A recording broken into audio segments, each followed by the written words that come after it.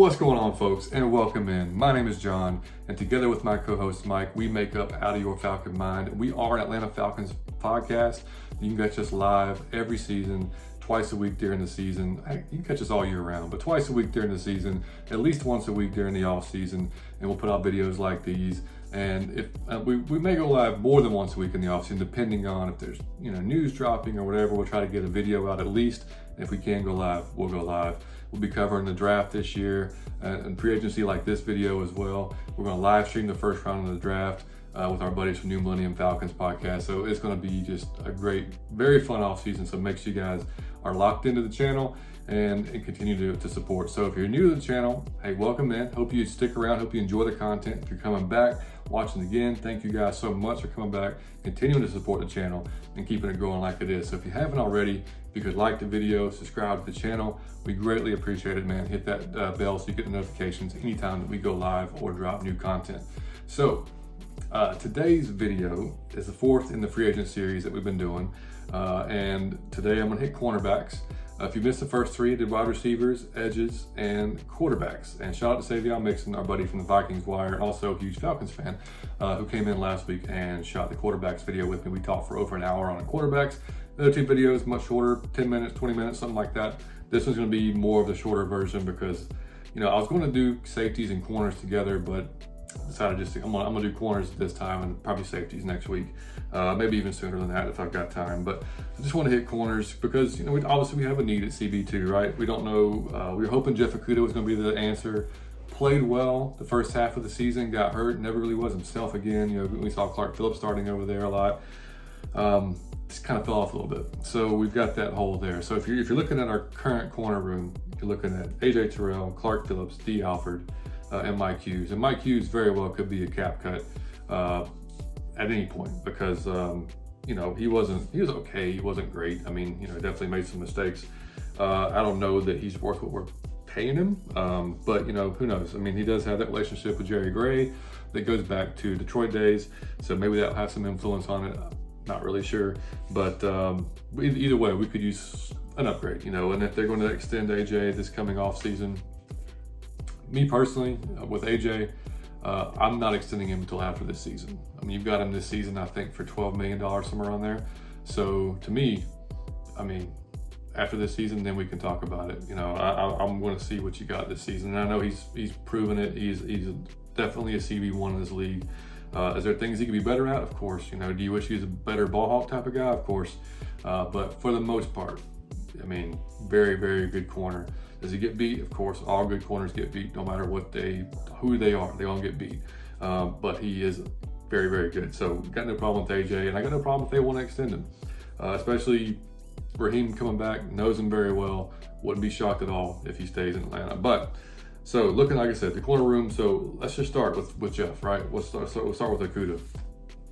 He is a free agent, obviously 25 years old. Spotrac has him. I don't even know how they got this number, but they had him at 14.7. No way in hell am I doing that. Over the cap has $4 to $5 million. So that's more doable, right? I mean, if you think Jeff can come back and, be a solid CB2 like he kind of was at the beginning of the year, okay. The problem with Jeff's career, and it's been a short career, obviously, and a lot of it's hampered by injuries in Detroit. And unfortunately, the MG bug got him here in Atlanta too, which has been the issue. It's he really hasn't been consistent. So it's tough to really kind of nail down, man, is this really going to be, who is he exactly? We can't figure that out yet. So, I don't know. Like I said, no way in hell for 14 and 14.7. If they think that he can come back and be a good contributor at that other rate, 4 to 5, okay. But there are other guys. So I'm gonna hit a few of the expensive guys and a few of the guys that just kind of make sense, and then some honorable mentions here at the end. But L'Jarius Sneed, and I just read that KC is open to franchise tagging him, but also allowing him to seek other opportunities. So great, because we've been rumored, and I don't know whether those rumors are true or not. If y'all seen the show before, if y'all seen my opinion on rumors, I don't believe any of them, because most of them in this day and age is bullshit, because people are just trying to get news out there and be the first, and not necessarily be the right, but be the first person to get news out there. So I don't take a whole lot into rumors, but there is a rumor out there that the Broncos and the Falcons are teams that are interested in requiring L'Jarius Sneed. Now, Spotrac has him at $16.3 million, over the cap 15.6, so somewhere around there. He's 6'1", 193 pounds. The dude, if y'all saw KC this year at all, I mean, probably one of their best players, if not the best player on their defense, all over the place, blitzing, playing a nickel, I think he played outside some, but mostly very, very much kind of situated in that nickel corner. So if you look at what we're doing in nickel, we have D. Alford, we've got Clark Phillips, more than likely fits that mold, right? So I don't know if you bring in L'Jarius to really be that outside guy. I don't think that makes that much sense. If you're going to have him kind of roam around, do different things, okay, but then you've got to figure out, and I know, look, Clark Phillips was not a high draft pick. You don't have a lot of vested in him, but I do think he's got a future, and I think he's pretty good, and that could just be Mike and I's kind of prejudice because we really like the kid. We like what he's made of, like we saw last year, a little maybe too handsy, a little too many penalties, but like he's got something there. So a little undersized, not as fast, but again, for the nickel, I kind of like him, and D. Alford, I'm not betting against D. Alford because that man just keeps going out there when he gets the opportunity and doing really damn good things. And last year went on to help punt return as well, which you saw once he started punt returning, some of his starts went down and he didn't play as much on defense for, I guess you want to keep him fresh, but either way, I didn't get that a whole lot. But looking at my notes here, which I do have my notes, guys, because like if y'all seen the previous videos, again, I can't remember all this stuff, man. I'm not a professional like that. So kind of like Clark, he can be a little bit too physical at times. He does get a decent amount of flags on him, but scheme versatile, man. Like he's played in different schemes, can do whatever you want him to do. Can jam at the line just really, really well. Plays tremendously off the ball. Last year he allowed a completion rate career low 51% and a career low of 9.9 average yards per depth of catch. So Matt Bowen of ESPN said the Eagles are really the best fit in his opinion, but to watch out for ATL. And he said watch out for Vegas as well. So again, that's just coming from Matt Bowen at ESPN. So again, I love the dude. I think he's a hell of a player. I just don't know money-wise if you're going to spend that. Like I said, it depends on what their thoughts of usage is going to be. If they want to bring him in as a true CB2, I don't know. But we'll see. I love the player. And he's, like I said, he's 27 years old, still young. All right, next up, Jalen Johnson of the Chicago Bears, which is their CB1, right? So again, if you want to spend money and really bolster that 1 and 2, CB1 and 2 spot, you go Jalen Johnson. He's going to be 25, young as hell. Spotrac's got him at 15.7, over the cap 17.6. He is 6 foot. He's 195 pounds. Probably. And this is just from everything I've read and just watching, so y'all guys know, when I pick these guys, I normally go pick 2 or 3 games from the All-22, go watch the All-22. And so I kind of get an idea in my head. And of course, if you've seen them on TV or whatever, you can get an idea as well. But then you can go read some stuff about them. And what I've seen and then reading this stuff, one of the most gifted guys as far as just true, where he puts his hands, his footwork, just very, very, very talented corner. Jams well at the line. Pro Bowl last year, second team All-Pro. He's only missed 14 games in his 4-year career, so not terrible. It's, you guys are going to miss time in this league. It's just kind of a part of it. To me, Chicago be just stupid for not bringing him back. Because again, that defense is building, and I think that he's probably one of their better players on defense. So they have a lot of cap space. They should bring him back, but if they don't, I'm making a phone call because that'll be one hell of a guy. And then you're arguing on who CB1 and CB2 is, and that's a good argument to have. So next up, Kendall Fuller, Washington Commanders. I almost said Redskins. I still say Redskins all the time. 29 years old, 5'11", 187 pounds. Spotrac's got him at 14.1, over the cap 12.9, so somewhere in that range. Last year, not a great year for him. He's on a very not great unit at Washington, but the dude can play man really well. He can play zone really well. He's played the slot. He's played strong safety. Versatility, man. And I know this defense, Raheem values that as well, just like just like Coach Nielsen did before. Very good in deep off coverage. Right now, at this point in his career, CB2 is a perfect fit for him. Like, he's not that CB1 guy anymore, but 2-year deal, something like that, 3-year deal, 3-year, 40 million, something around there. That might jive, you know what I mean? Played really well with his time at KC when they won a Super Bowl, and then that was kind of sandwiched in between 2 stints here with Washington. So I like Kendall. I've liked Kendall since he was with Washington the first time. But I wouldn't mind adding him at all. Like I said, especially at this point, he's year 2. I mean, to me, then AJ's year 1, Kendall's year 2. You got your 2 guys you can rotate a nickel. Let's go. So we'll see. Next guy up, Mr. Steve Nelson from the Houston Texans. He is 31 years old. He is 5'10", 197 pounds. Spotrac's got him somewhere around $10 million. Houston's not going to probably bring him back. From everything I've read, everything I've heard, not looking likely at all. He showed out in the playoffs, had a really good year this year, 63 tackles, 12 pass defended, and 4 INTs, had a pick 6 against the Browns in the playoffs, if y'all remember that. Very dependable dude, man. He played all 17 games, worked through some injuries, some nagging injuries that he had. Played multiple schemes, Steelers, KC, Houston.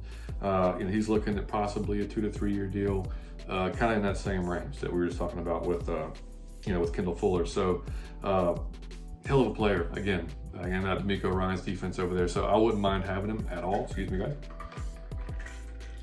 So a little older, So you're not going to sign a long-term deal with him. But he's looking to get paid. It's probably going to be his last really good payday before, he's probably signing 1-year deals to the end of his career. So I would hate it. I like Steve Nelson. All right. Little outside the box here, but Bryce Hall. 27 years old, from the Jets, if y'all don't know who he is, 6'1", 200 pounds. He was a 5th rounder when the Jets picked him. And in 2021, his pass defense percentage was actually higher than AJ Terrell's. It was like 21.9, I think AJ's 21.2, something like that. And he was in the top, 10 of the league in corners. Got hurt, kind of fell off a little bit. They drafted Sauce Gardner, DJ Reed. Couldn't get on the field much last year because of those 2 guys. Makes sense. Over the cap has him around 1.5 million. So if you want a cheap option and somebody that maybe is looking to make a comeback, make a statement, whatever you want to say, could be a guy. He's if everything you read, and I couldn't see much film on him last year, so I had to go back a few years and watch. But everything you read from the Jets people, a lot of Jets folks and a lot of NFL folks thinks that he is a starter on pretty much any other team, but it's just who's on that team, he couldn't get on the field. So again, if you want a cheap option, you don't have to pay. Could go that way. Could go toward Bryce Hall and see what happens.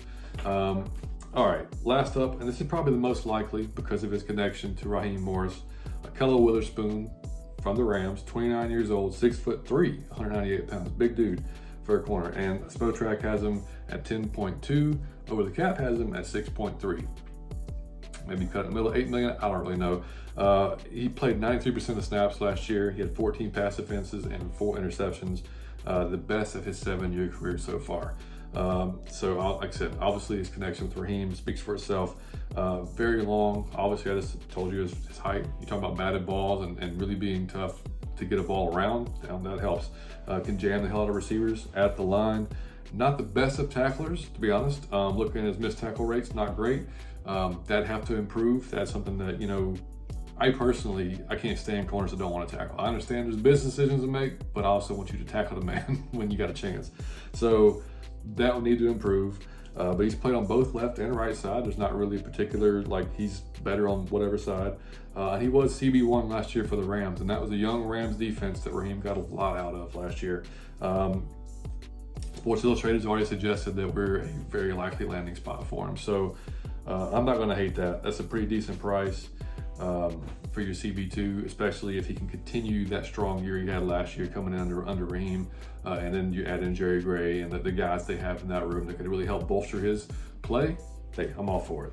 So those are the main guys I have. I got a few honorable mentions that probably likely not going to happen. I will have to mention Isaiah Oliver was cut. Not cut. Yeah, he was cut. He's a free agent again. Released by the 49ers, who y'all remember was on our squad when Raheem was here. He's drafted when Raheem was here.